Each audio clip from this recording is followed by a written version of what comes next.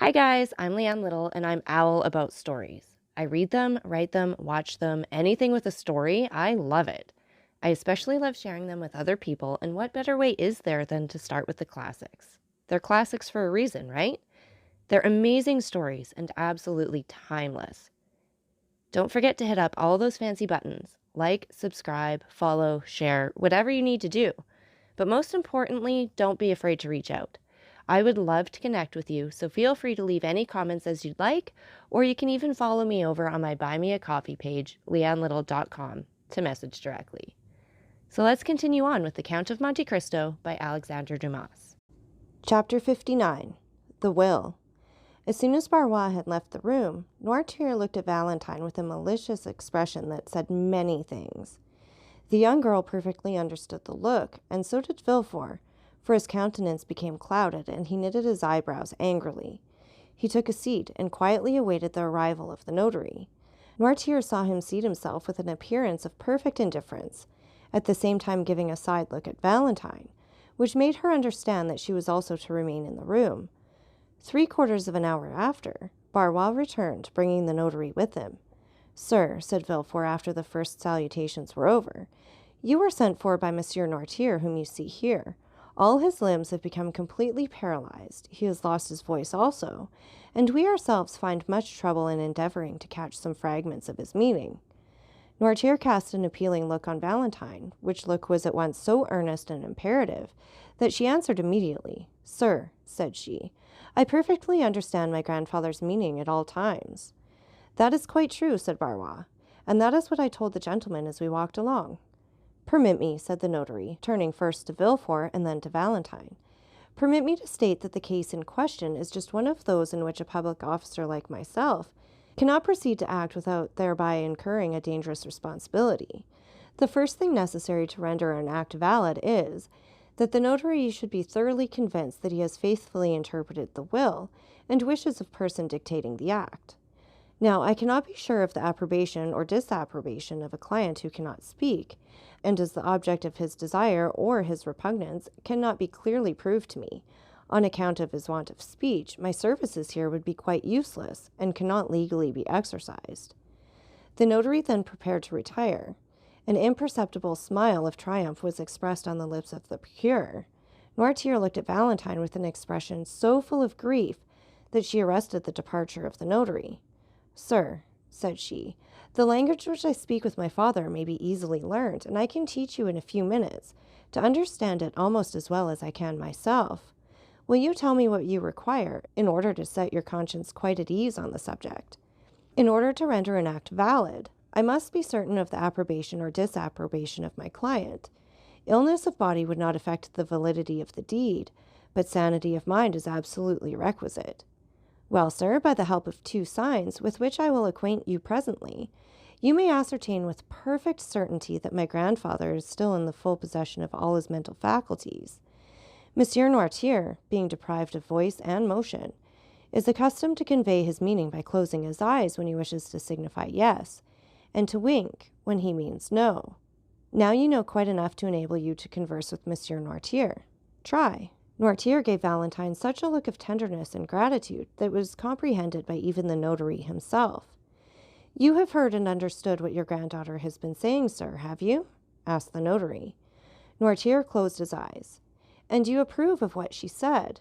That is to say, you declare that the signs which she mentioned are really those by means of which you are accustomed to convey your thoughts?" "Yes." "It was you who sent for me?" "Yes." "To make your will?" "Yes." "And you do not wish me to go away without fulfilling your original intentions?" The old man winked violently. "Well, sir," said the young girl, "do you understand now, and is your conscience perfectly at rest on the subject?" But before the notary could answer, Villefort had drawn him aside. "Sir," said he, "do you suppose for a moment that a man can sustain a physical shock such as Monsieur Noirtier has received, without any detriment to his mental faculties?" "It's not exactly that, sir," said the notary, "which makes me uneasy. But the difficulty will be in wording his thoughts and intentions so as to be able to get his answers." "You must see that to be an utter impossibility," said Villefort. Valentine and the old man heard this conversation, and Noirtier fixed his eye so earnestly on Valentine that she felt bound to answer to the look. "Sir," said she. "That need not make you uneasy, however difficult it may at first sight appear to be. I can discover and explain to you my father's thoughts, so as to put an end to all your doubts and fears on the subject. I have now been 6 years with Monsieur Noirtier, and let him tell you if ever once during that time he has entertained a thought which he was unable to make me understand." "No," signed the old man. "Let us try what we can do then," said the notary. "You accept this young lady as your interpreter, Monsieur Noirtier?" "Yes." "Well, sir, what do you require of me, and what document is it that you wish to be drawn up?" Valentine named all the letters of the alphabet until she came to W. At this letter the eloquent eye of Noirtier gave her notice that she was to stop. "It is very evident that it is the letter W which Monsieur Noirtier wants," said the notary. "Wait," said Valentine. And turning to her grandfather, she repeated "wa, we, why." The old man stopped her at the last syllable. Valentine then took the dictionary, and the notary watched her while she turned over the pages. She passed her finger slowly down the columns, and when she came to the word will, Monsieur Noirtier's eye bade her to stop. "Will," said the notary. "It is very evident that Monsieur Noirtier is desirous of making his will." "Yes, yes, yes," motioned the invalid. "Really, sir, you must allow that this is most extraordinary," said the astonished notary, turning to Monsieur de Villefort. "Yes," said the procureur, "and I think the will promises to be yet more extraordinary, for I cannot see how it is to be drawn up without the intervention of Valentine, and she may, perhaps, be considered as too much interested in its contents to allow of her being a suitable interpreter of the obscure and ill-defined wishes of her grandfather." "No, no, no," replied the eye of the paralytic. "What?" said Villefort. "Do you mean to say that Valentine is not interested in your will?" "No." "Sir," said the notary, whose interest had been greatly excited, and who had resolved on publishing far and wide the account of this extraordinary and picturesque scene, "what appeared so impossible to me an hour ago has now become quite easy and practicable, and this may be a perfectly valid will, provided it be read in the presence of 7 witnesses, approved by the testator, and sealed by the notary in the presence of the witnesses. As to the time, it will not require very much more than the generality of wills. There are certain forms necessary to be gone through, and which are always the same. As to the details, the greater part will be furnished afterwards by the state in which we find the affairs of the testator, and by yourself, who, having had the management of them, can doubtless give full information on the subject. But besides all this, in order that the instrument may not be contested, I am anxious to give it the greatest possible authenticity. Therefore, one of my colleagues will help me and, contrary to custom, will assist in the dictation of the testament. Are you satisfied, sir?" continued the notary, addressing the old man. "Yes," looked the invalid, his eye beaming with delight at the ready interpretation of his meaning. "What is he going to do?" thought Villefort, whose position demanded much reserve, but who was longing to know what his father's intentions were. He left the room to give orders for another notary to be sent, but Barrois, who had heard all that passed, had guessed his master's wishes, and had already gone to fetch one. The procureur then told his wife to come up. In the course of a quarter of an hour, everyone had assembled in the chamber of the paralytic. The second notary had also arrived. A few words sufficed for mutual understanding between the 2 officers of the law. They read to Noirtier the formal copy of a will, in order to give him an idea of the terms in which such documents are generally couched. Then, in order to test the capacity of the testator, the first notary said, turning towards him, "When an individual makes his will, it is generally in favor or in prejudice of some person." "Yes." "Have you an exact idea of the amount of your fortune?" "Yes." "I will name you several sums, which will increase by gradation. You will stop me when I reach the one representing the amount of your own possessions." "Yes." There was a kind of solemnity in this interrogation. Never had the struggle between mind and matter been more apparent than now, and if it was not a sublime, it was, at least, a curious spectacle. They had formed a circle round the invalid. The second notary was sitting at a table prepared for writing, and his colleague was standing before the testator in the act of interrogating him on the subject to which we have alluded. "Your fortune exceeds 300,000 francs, does it not?" asked he. Monsieur Noirtier made a sign that it did. "Do you possess 400,000 francs?" inquired the notary. Noirtier's eye remained immovable. 500,000? The same expression continued. 600,000, 700,000, 800,000, 900,000. Noirtier stopped him at the last named sum. You are then in possession of 900,000 francs? Asked the notary. Yes. In landed property? No. In stock? Yes. The stock is in your own hands? The look which Monsieur Noirtier cast on Barrois showed that there was something wanting which he knew where to find. The old servant left the room and presently returned, bringing with him a small casket. Do you permit us to open this casket? Asked the notary. Noirtier gave his assent. They opened it and found 900,000 francs in bank scrip. The first notary handed over each note as he examined it to his colleague.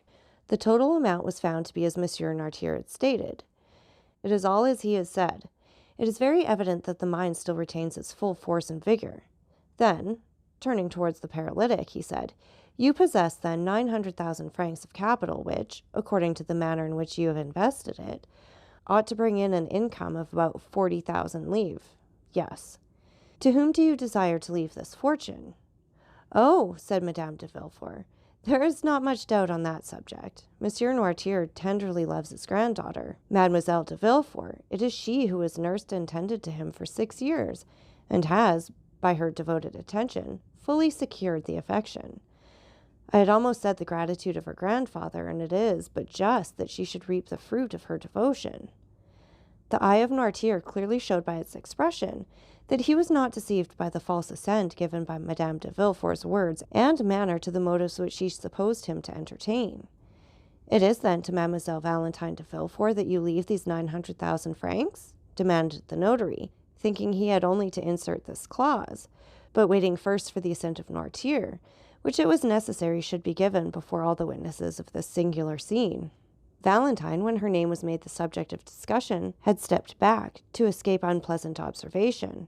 Her eyes were cast down, and she was crying. The old man looked at her for an instant with an expression of the deepest tenderness. Then, turning towards the notary, he significantly winked his eye in token of dissent. What? Said the notary.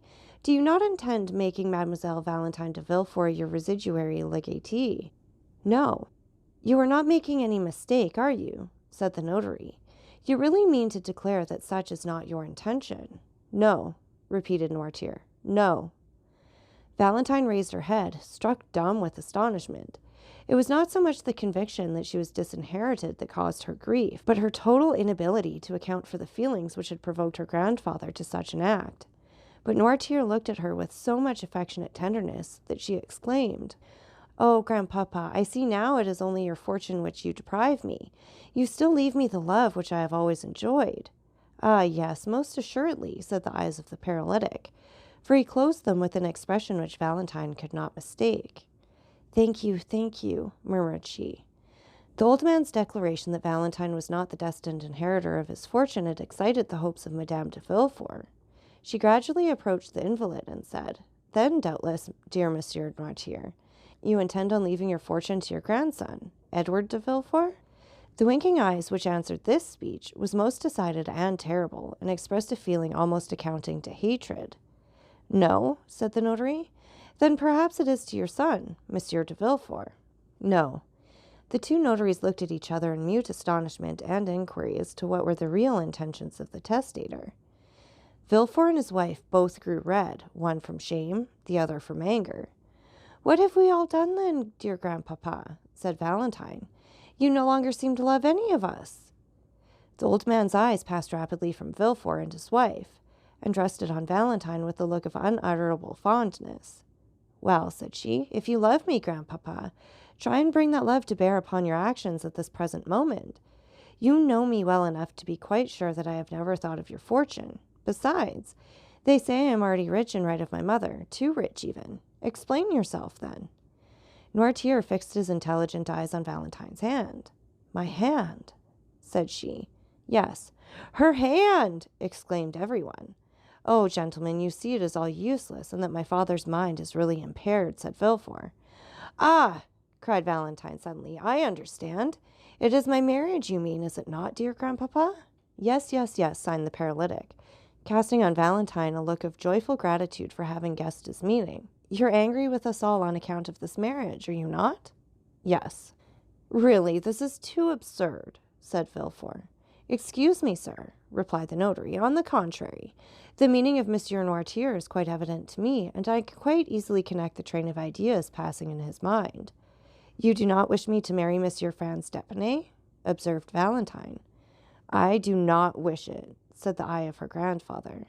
And you disinherit your granddaughter, continued the notary, because she has contracted an engagement contrary to your wishes. Yes. So that, but for this marriage, she would have been your heir. Yes. There was a profound silence. The two notaries were holding a consultation as to the best means of proceeding with the affair. Valentine was looking at her grandfather with a smile of intense gratitude, and Villefort was biting his lips with vexation, while Madame de Villefort could not succeed in repressing an inward feeling of joy, which, in spite of herself, appeared in her whole countenance. But, said Villefort, who was the first to break the silence, I consider that I am the best judge of the propriety of the marriage in question. I am the only person possessing the right to dispose of my daughter's hand. It is my wish that she should marry Monsieur Franz d'Epinay, and she shall marry him. Valentine sank weeping into a chair. Sir, said the notary, how do you intend disposing of your fortune in case Mademoiselle de Villefort still determines on marrying Monsieur Franz? The old man gave no answer. You will, of course, dispose of it in some way or other. Yes. In favor of some member of your family? No. Do you intend on devoting it to charitable purposes, then? Perused the notary. Yes. But, said the notary, you are aware that the law does not allow a son to be entirely deprived of his patrimony. Yes. You only intend, then, to dispose of that part of your fortune which the law allows you to subtract from the inheritance of your son. Noirtier made no answer. Do you still wish to dispose of all? Yes. But they will contest the will after your death. No. My father knows me, replied Villefort. He is quite sure that his wishes will be held sacred by me. Besides, he understands that in my position I cannot plead against the poor. The eye of Noirtier beamed with triumph. What do you decide on, sir? Asked the notary of Villefort. Nothing, sir. It is a resolution which my father has taken, and I know he never alters his mind. I am quite resigned. These 900,000 francs will go out of the family in order to enrich some hospital. But it is ridiculous thus to yield to the caprices of an old man, and I shall therefore act according to my conscience. Having said this, Villefort quitted the room with his wife, leaving his father at liberty to do as he pleased. The same day the will was made, the witnesses were brought, it was approved by the old man, sealed in the presence of all, and given in charge to Monsieur Deschamps, the family notary. So that's it for this chapter. And again, take a minute to like, subscribe, and share. And don't forget that I love hearing from all of you. So please leave any comments you'd like, or you can follow me over on my Buy Me a Coffee page, leannelittle.com. That's LIANELITTLE.com. And thank you so much for listening. Remember, it's Owl about the story. Have a great day.